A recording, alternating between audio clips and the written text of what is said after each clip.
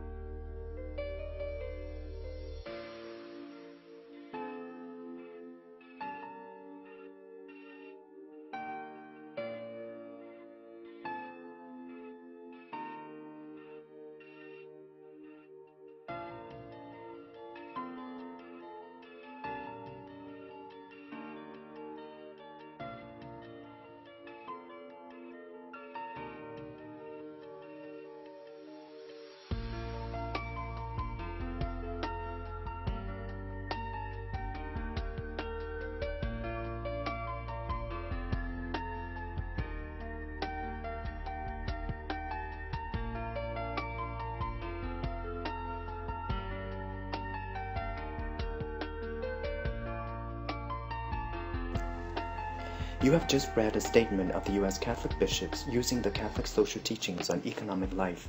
Although the global financial and economic crisis of 2007-2009 has ended, poverty continues to be the plight for many families. About 15% in the U.S. remains poor, and 40% of the world's population who live on less than $2. Compared to poor countries, the U.S. has the infrastructure and resources to solve domestic poverty. That should encourage us to work more toward reducing poverty. In order for that to happen, may I suggest to you the concepts of solidarity and subsidiarity from the Catholic social teachings. What is solidarity? It is a word used to mean that there is a sense of common good that binds us together naturally and supernaturally. Pope St. John Paul II said it best in his encyclical Solicitudo Rei Socialis that we are all responsible for all because we are all related to one another as a human family.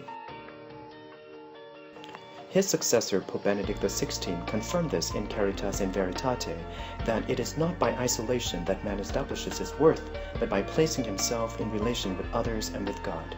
It is this keen sense of connectedness with other humans that stirs in us that sense of duty to give them the necessities of the body. An example of solidarity would be the work in the field of human socio-economic development of Paul Farmer's Partners in Health, where they commit to bring the best healthcare to its patients with a priority on the very sick and poor, and in that they work for the structural changes that will erase the wounds of inequality between the rich and the poor.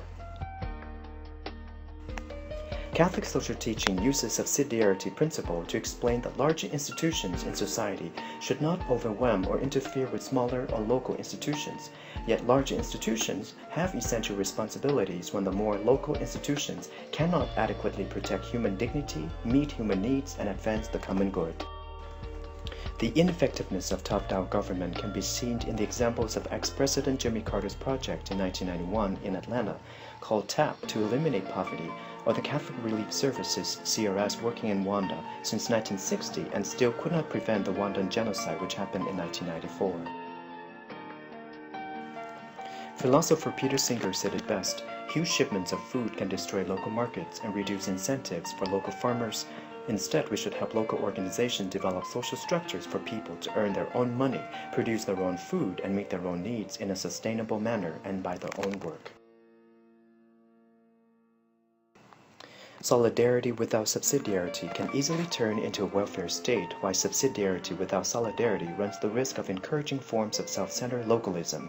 If these two principles give us hope, then we must act on them by participating in the process of making them a reality politically and personally, rather than lofty ideals to be admired. There are many ways we can participate, and one of them can be done through this general election. Together with a new president, poverty reduction can occur locally, nationally, or globally, depends on our participation. It is a noble privilege that you and I have, and I encourage you to take advantage of it as much as possible. Thank you.